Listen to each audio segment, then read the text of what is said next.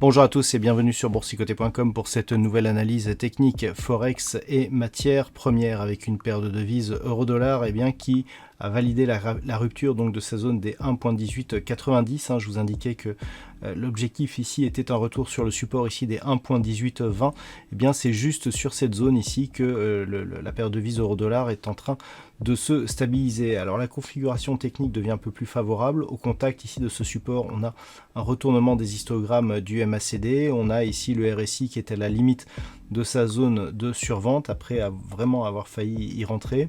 Donc il est tout à fait possible ici que l'on ait un rebond technique. Donc tout se jouera ici sur la moyenne mobile 20 exponentielle qui évoluera demain aux alentours des 1.1860.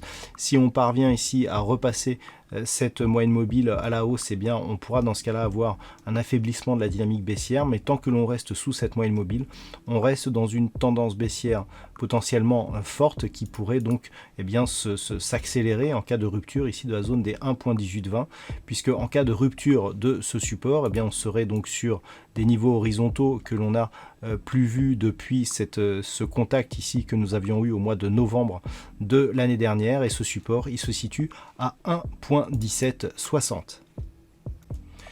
Sur la paire de devises livre sterling contre dollar américain, là aussi nous avons une validation de la poursuite du mouvement baissier. On attendait une rupture ici de la zone de support des 1.3745. C'est ce que nous avons eu aujourd'hui avec donc une poursuite du mouvement baissier qui se fait donc sous cette zone de support. On est bien en dessous ici de la moyenne mobile 20 exponentielle. On longe même la bande de Bollinger inférieure. Le prochain objectif de cette dynamique baissière, malgré ici un signal de retournement sur le MACD dans un contexte ici où le RSI est en zone de survente, se situe sur cette zone de support majeur ici des 1.3615. C'est un niveau qui n'avait plus été vu ici depuis ce contact que nous avions eu au début du mois de février, et la rupture de cette zone pourrait nous donner un signal de retournement majeur sur cette paire de devises livre sterling contre dollar américain.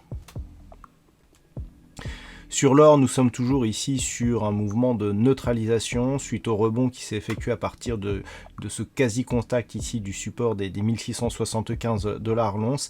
On est revenu ici au-delà des 1720 et on se stabilise depuis au-dessus de cette zone. Donc on a connu beaucoup de volatilité sur l'or ces dernières semaines. Au début du mois de février, on était quasiment ici sur un contact sur la zone des 1875. On est venu quasiment tester la zone des 1675. Pour se stabiliser ici sur un niveau bien plus proche du niveau inférieur que le niveau que nous avions ici au début du mois de février.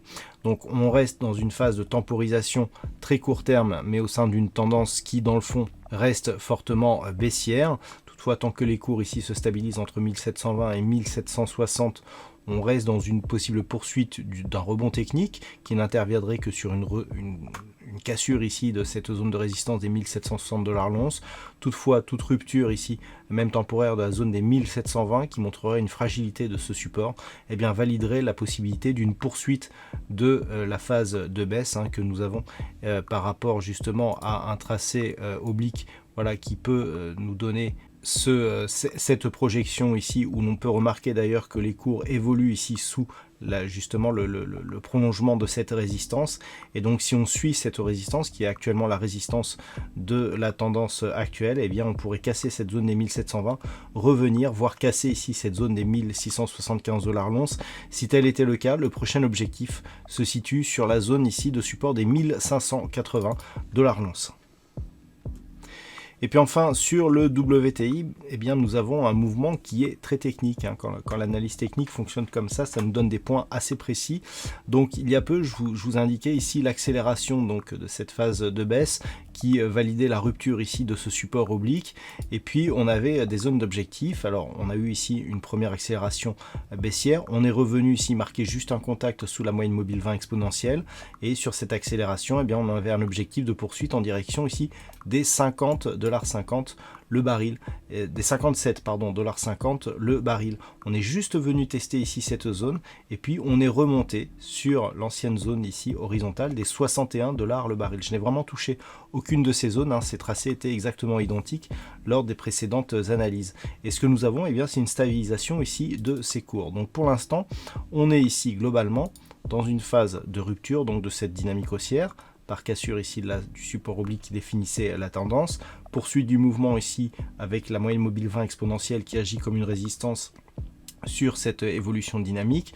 On vient toucher ici une zone d'objectif et puis on rebondit sur un autre niveau horizontal qui était déjà significatif. Cette zone ici a d'ailleurs été support sur ce mouvement ici très court terme.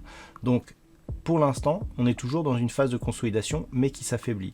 On a des attaques sur la bande de Bollinger qui sont un peu moins agressives, et il semblerait qu'on vienne ici, on puisse venir en tout cas, eh bien, tester cette zone de point haut intermédiaire.